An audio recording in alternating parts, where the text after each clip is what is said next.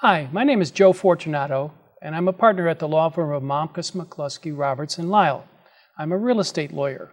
What I would try to do today would be to give you some pointers about what's effective for me in giving a case law update. Well, I got started about 15 years ago giving case law updates, and one thing you can do, one thing that was very effective for me, is to find someone else to help you. I have found that making a case law update with a friend of mine, a fellow named Steve Bashaw, has been very, very effective because you don't necessarily want to hear one person's voice for an hour. Well, how would you keep it interesting and still be informative?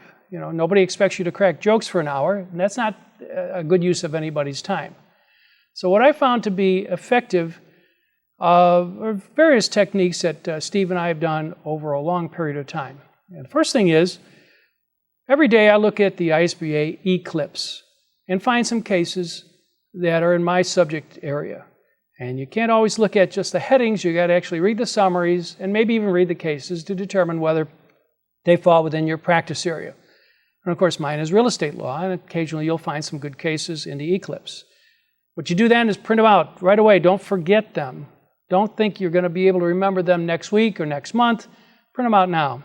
Put them on your desk, put them in your briefcase, set them aside, and when you get a few moments, read them. Just read them over first, and maybe read them over a second time. Then read them over and highlight the various areas that are important. And of course, what you're trying to do is find one or two takeaways that you can provide to somebody else that are matters of interest.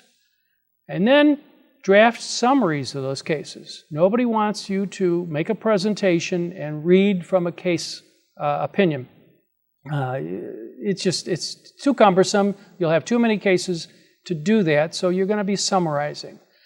And what you want to do is to take those areas, those summaries, distill them down to one or two areas of law, just like you learn in law school. What's the important takeaway from this particular case?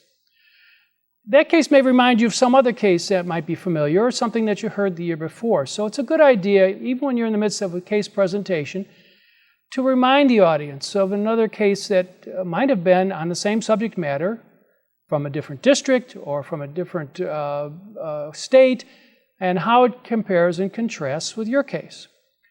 Another thing we've found that's somewhat interesting, and at least it keeps people on focus, is to try to develop themes.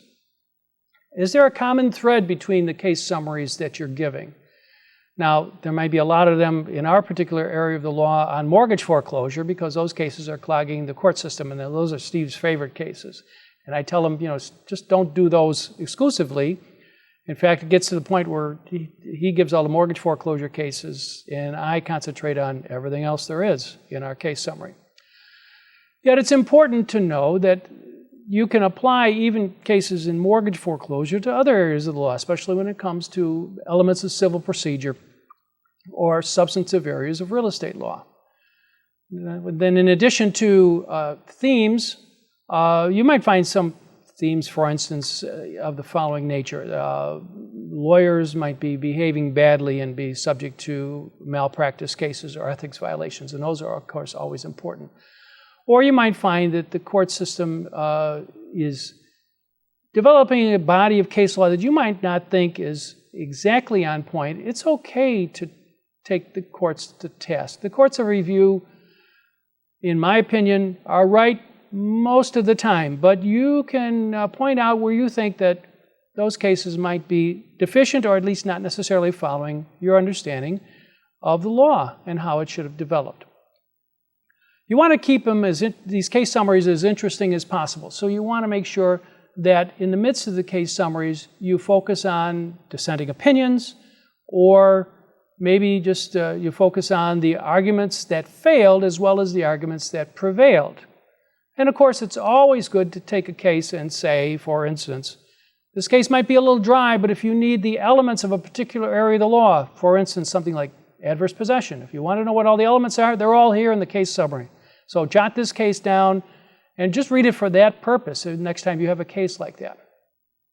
Another thing you might want to do is avoid esoteric areas of the law.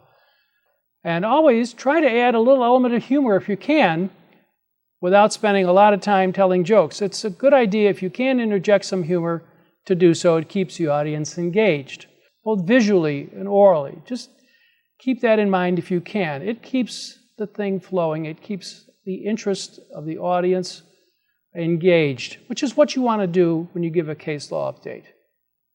Thank you for your attention today.